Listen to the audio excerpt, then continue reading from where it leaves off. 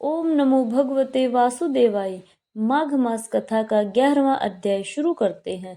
यमदूत कहने लगा कि हे वैश्य, मनुष्य को सदैव शालिग्राम की शिला में तथा व्रज या गोमती चक्र में भगवान वासुदेव का पूजन करना चाहिए, क्योंकि सब पापों का नाश करने वाले, सब पुण्यों को देने वाले तथा मुक्ति प्रदान करने वाले भगवान विष्णु का इसमें निवास होता है। जो मनुष्य शालिग्राम की शिला या हरि चक्र में पूजन करता है, वह अनेक मंत्रों का फल प्राप्त कर लेता है। जो फल देवताओं को निर्गुण ब्रह्मा की उपासना में मिलता है, वही फल मनुष्य को भगवान शालिग्राम का पूजन करने से यमलोक को नहीं देखने देता। भगवान को लक्ष्मी जी के पास अथवा बैकुंठ में इतना आनंद नहीं आता जितना शालिग्राम की शिला या गोमती चक्र में निवास करने में आता है।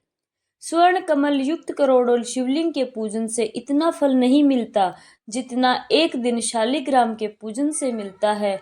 भक्ति पूर्वक शालिग्राम का पूजन करने से विष्णु लोक में वास करके मनुष्य चक्रवर्ती होता है। काम, क्रोध, लोभ, मोह, अहंकार से युक्त होकर भी मनुष्य शालिग्राम का पूजन करने से बैकुंठ में प्रवेश करता है। जो सदैव शालिग्राम का पूजन करते हैं, वह प्रलय काल तक स्वर्ग में वास करते हैं। जो दीक्षा, नियम और मंत्रों से चक्र में बलि देता है, वह निश्चय करके विष्णु लोक को प्राप्त होता है। जो शालिग्राम के जल से अपने शरीर का अभिषेक करता है, वह मानो संपूर्ण तीर्थों में स्नान करता है। गंगा, रेवा, गोदावरी सबका जल शालिग्राम में वास करता है। जो मनुष्य शालिग्राम की शिला के सन्मुख अपने पिता का श्राद्ध करता है, उसके पिता कई कल्प तक स्वर्ग में वास करते हैं। जो लोग नित्य शालिग्राम की शिला का जल पीते हैं, उनके हजारों बार पंचगव्य पीने से क्या प्रयोजन। यदि शालिग्राम की शिला का जल पिया जाए तो सहस्त्रों तीर्थ करने से क्या लाभ। जहाँ पर शालिग्राम है, वह स्थान तीर्थ स्थान के समान ही है। वहां पर किए गए संपूर्ण दान, होम करोड़ों गुना फल को प्राप्त होता है।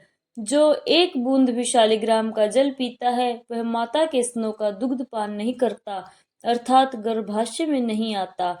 शालिग्राम शिला में जो कीड़े मकोड़े एक कोस के अंतर पर मरते हैं, वह भी बैकुंठ को प्राप्त होते हैं। जो फल वन में तप करने से प्राप्त होता है, वही फल भगवान को सदैव स्मरण करने से प्राप्त होता है। मोहवश अनेक प्रकार के घोर पाप करने वाला मनुष्य भी भगवान को प्रणाम करने से नरक में नहीं जाता। संसार में जितने तीर्थ और पुण्य स्थान हैं, भगवान के केवल नाम मात्र के कारण से ही प्राप्त हो जाते हैं। जय श्री हरि। प्रिय श्रोताओं, आगे का वृतांत सुनेंगे अध्याय 12 में। राधे राधे।